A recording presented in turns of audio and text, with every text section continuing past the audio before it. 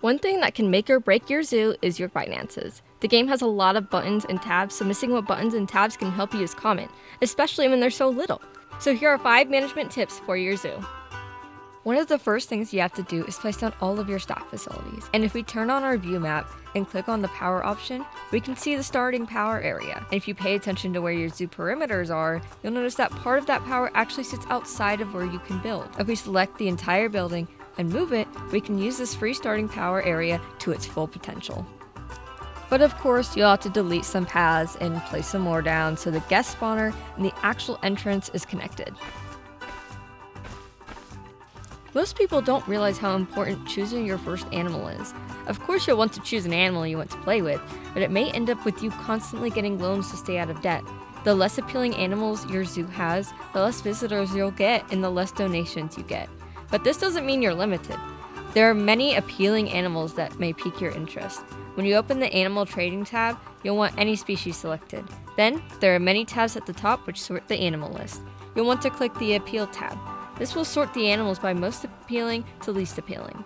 If you click it again, it'll do the opposite. But for management's sake, make sure it's the first option. And if this is your first franchise zoo, or you're playing on a harder mode with less money, you can click through the list to find cheaper but more appealing animals. Here is a list of appealing yet cheap animals you can start with.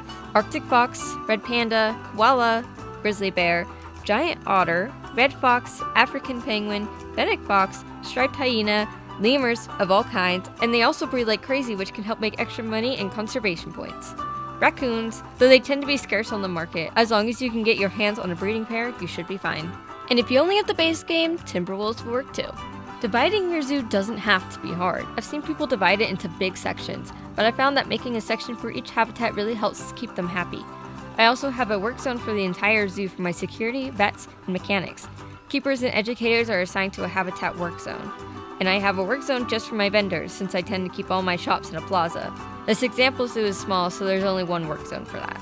I have a keeper for each species in the zoo.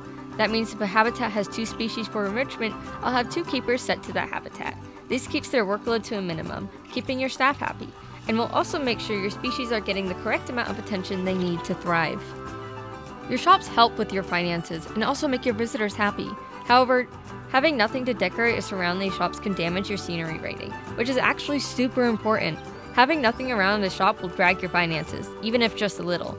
People will avoid it or give negative thoughts about it, especially when all of your shops are like this. Putting a shell, plants, and other things can help bring up the scenery rating. The more, the better.